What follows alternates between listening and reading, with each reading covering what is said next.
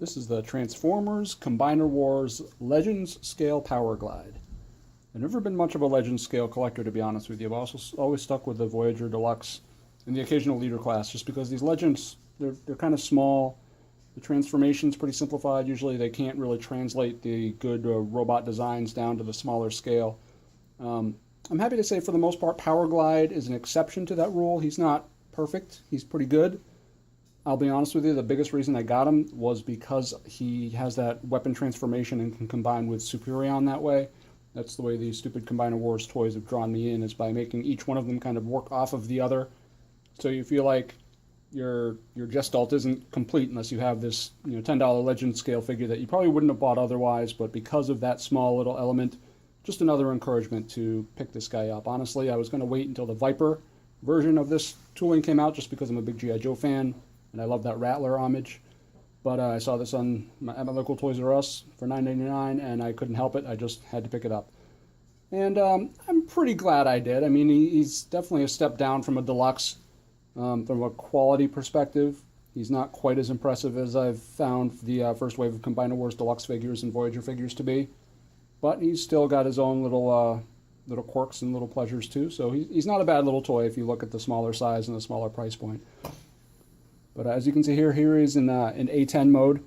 Ever since I was a kid, the A10 was a vehicle that really did appeal to me because of my G.I. Joe heritage. I really love the Rattler, and because of that, it made me love the A10 as a vehicle too. And it's cool that they were able to get a Legend Scale Powerglide out there, because obviously he was a mini-bot back in the day. And they've made some other versions of Powerglide throughout the years, some of them very big, and which doesn't necessarily fit the theme of him back in the vintage days. So this vehicle is obviously, it's a mixture of red and kind of tannish gray. The color breakpoints are a little bit jarring. This little leg piece right here, obviously they made him that color to make an homage to the vintage version's legs, but when you have it in plain mode, it's a little bit of a separation of color. It doesn't really fit. Aesthetically, it's not perfect. His VTOL engines underneath those front wings, I mean, they're quite obviously fists. So again, aesthetically, a little bit of a complaint point there, but again, for the Legend scale figures, you kind of get what you pay for.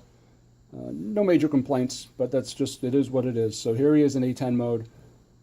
Transformation to robot mode is extremely simple, which is good for me because I am, as I've said in other places, I'm not a Transformers aficionado. Kind of flip those two tails back, separate the legs.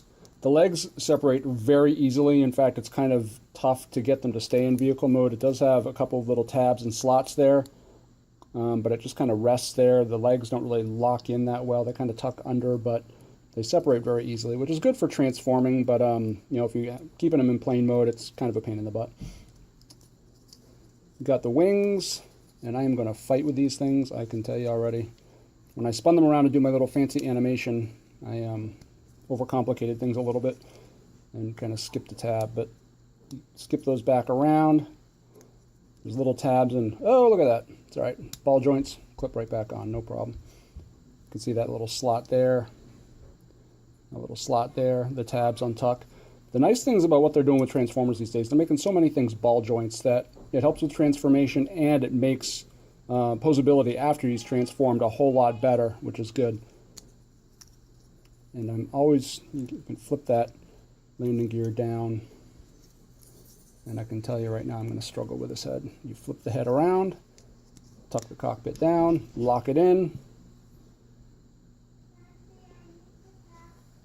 and there is Powerglide in robot mode.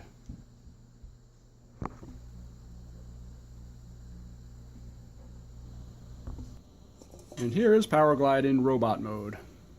He's a Legend scale figure, so he is smaller, but he actually manages to have some pretty good detailing, pretty good sculpt, really good articulation for being such a small figure. As I mentioned during the transforming process, he's got ball joints pretty much everywhere. Shoulders, legs, he's got great knee joints, great elbow joints, really great elbow joints, mostly because of his transformation. Knee joints there, he balances really well. He's a smaller figure, which isn't an issue in robot mode because he was a don't remember if the term is mini-bot or micro-changer back in the day. Like I said, I'm still a kind of a Transformers newbie. He does not have a waist joint, so he cannot swivel at the waist, unfortunately. But pretty much all the other posability is there. The overall design is great. He's somewhat blocky. He's got those big rounded forearms to replicate the engines that look really cool, really unique. He's got those thrusters on his legs that look pretty cool. He's got the A10 cockpit detailing on the back. He's got that little rounded head. That's one of his one of the trademarks of the old vintage version. A big proud Autobot symbol right on his chest. He is a great looking robot. Really, really flexible. He's one of those guys that exists really nicely as in his robot form, not quite so hot in his vehicle form just because of the scale issues and because of some of the gapping and some of the colors. He's definitely more successful here as a robot than he was as the A10. But of course, the beautiful thing about this particular Combiner Wars figure, he is a member of Combiner Wars, which means he can combine with Superion technically. He can become a weapon, which is kind of a cool touch. It's it's stretching it a little bit to call him part of the Combiner Wars, and I do have not really a complaint, but I am such a big fan of the A10, and really putting him in a group of aerial bots, the scale issues are pretty obvious. He's considerably smaller than any of the aerial bots are. I know if you're a Transformers fan, you've got to have long since gotten over the scale issues. They are prevalent throughout the entire 30 years of history of Transformers. So. But for somebody like me, it still bugs me a little bit. I like my groupings at least to be within scale. I can accept the fact that Megatron as a pistol looks totally out of scale from something else, but if I'm going to have a group of aerial bots or a group of something like that, I like that group at least to retain some sort of consistent scale. Powerglide doesn't really fit that mold, but what are you going to do? Not a huge deal. So what I'm going to do now is I'm actually going to go ahead and attempt to transform him back into the plane, because you kind of have to transform him back into the plane to then transform him into the Superion weapon. You flip his head around there, you kind of bend his arms and lock them into place. Bend his legs together, flip these fins down, flip these wheels down, reveal that little engine on the back, which is a pretty cool touch.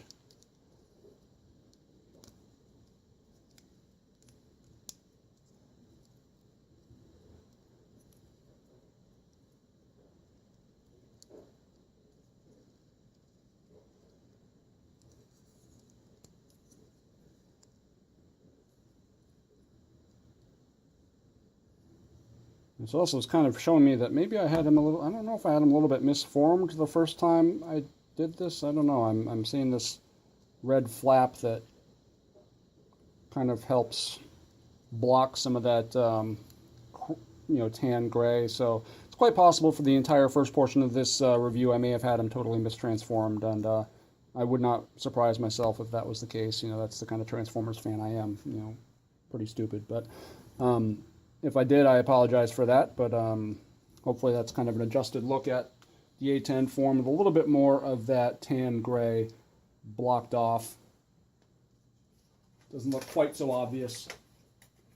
And for his weapon form, he's essentially turning into some kind of big old laser cannon rocket launcher type of thing.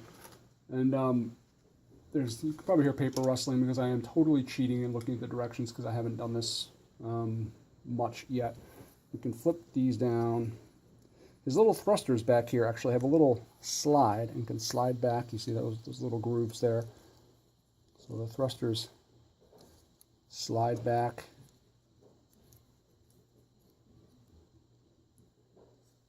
This kind of pops up as a little laser sight. You can see the crosshairs kind of in that blue.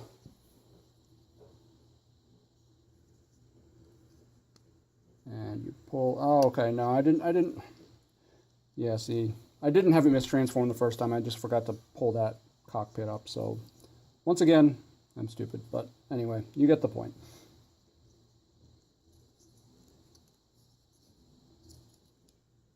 Okay, you flip those up. And again, you flip this crosshairs up. You got to take this wheel down, which is kind of a pain in the ass here. Okay, wheels down. And those wings flop back like they do in robot mode. Make sure these are locked into the tabs. And there you go. Looks like kind of some strange hybrid between the plane and the robot.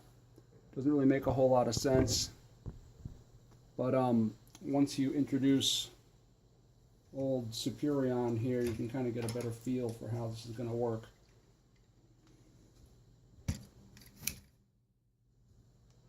Haha! Yeah, it doesn't work real well, huh? Good old Superion is considerably taller than Powerglide. And in my professional setting here, I'm adjusting my tripod because I am a video review, experienced video review expert, if you will.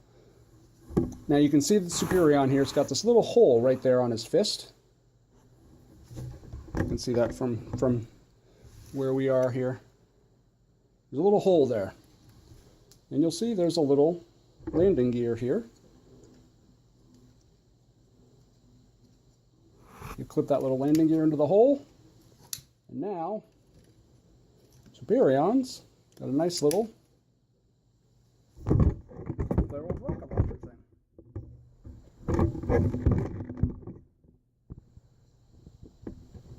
Like I said, it's a little bit of a stretch. You know, it's kind of a mishmash of the A10 version and the robot version. It doesn't blend together seamlessly. But, you know, Combiner Wars, technically it does combine. And I've seen some pretty interesting things online where you can kind of fold Powerglide up a little bit strangely and make them do some other cool things with Combiner Wars. And, you know, my minor complaints about how Powerglide truly does combine or not combine, they're very minor. As a whole, this Combiner Wars line has just been absolutely blowing my mind. I've been buying Transformers very rarely over the past 30 years and really been sticking with animated themes. Like I was a big Beast Wars fan, Transformers Animated, Transformers Prime. I tended to stick with those kind of themed collections, you know, where they branched off a little bit from the main Generation 1 continuity. Combiner Wars just totally drew me in. I got Silverbolt in a trade with a good friend of mine, and that spurred me to buy a couple of the deluxes, and then eventually I had to have all of Superion, of course. And now I've already got Motormaster, and I'm looking to buy the Wave 2 Combiner Wars deluxes as well as soon as those come out. Basically, this is it's a long, dark rabbit hole that I now find myself spiraling down into. So that's Powerglide for you. You could see his robot mode, his vehicle mode, and his blaster mode for Superion. He's a great figure, a real fun figure for $9.99. It's a good value. I do have some issues with his vehicle mode. They're not really my favorite in some respects. The robot mode is pretty fantastic, very posable, looks very cool, and blaster mode is pretty fun as well. So it's definitely worth a shot, worth picking up. I won't say your Superion is not complete without him. You could live without him for sure, and it's not really a big deal. But he makes a nice complement, and if you're going to get Viper, like I'm going to get whenever he's released in a couple of months, it's kind of nice to have an Autobot foil for him. And then, you know, you can get Viper, and you can have Menasor carrying Viper around as a blaster, and now you have Superion carrying Powerglide around for his blaster. It all works out well. So that's Powerglide. Thank you.